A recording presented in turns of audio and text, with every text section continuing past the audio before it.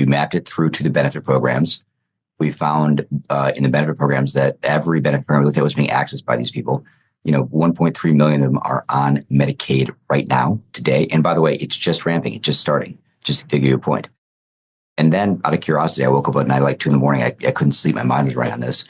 I sent the engineers note saying, hey guys, let's just look at the public voter rolls, see what we find in some friendly states. And we looked at the voter rolls and we found that thousands of them were registered to vote in a handful of states. And then we went even further with those friendly states and found that many of those people had actually voted. It was shocking to us. And if I hadn't seen it with my own eyes, I wouldn't have believed it. And so now the question we're asking ourselves is, what do we do? We referred some to prosecution. That's ongoing right now. We're thinking through how to do it. And the reality is they have various kinds of status, and it's a very detailed analysis legally that we're working through right now about how to deal with it. So thousands of those people registered to vote.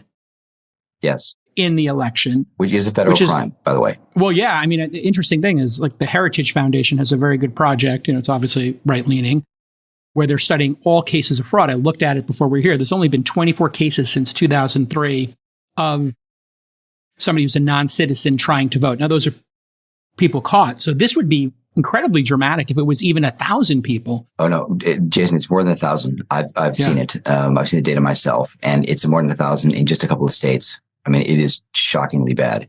And this is the tip of the iceberg, guys. It's the tip of the iceberg. This doesn't include the 7.8 million people that ICE has that have come in illegally and know are here, and all the people that came illegally we don't know are here.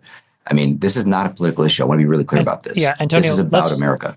Let's just take one step back because I just want you to repeat this. So, because I think it's important and we may have just run over it a little too quickly.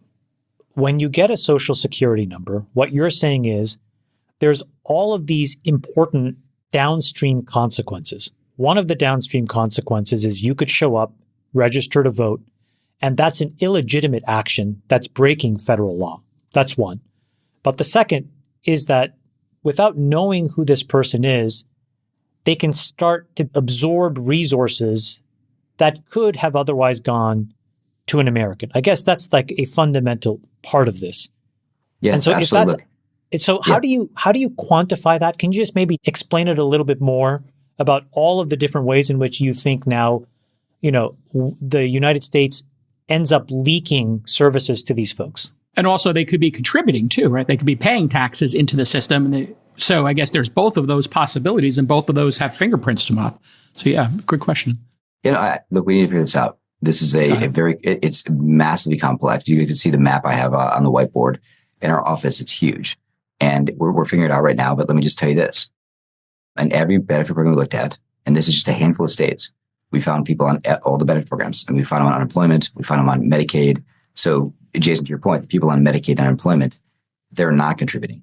They're taking out, they're mooching, right? Sure. There are criminals. I mean, look, we sent this data list to the National Targeting Center. I don't want to get too far into the data, but I can tell you they found hard hits in the Targeting Center of very bad people, criminals and people on the terrorist watch list that are in this group. And so, yeah, I mean, it's a problem. We got to figure out how to deal with it. And of course, there are people that are also, have jobs and paying in the system. That's also true. All these things are true. And we're trying to sort through the data and figure out how to actually deal with it now.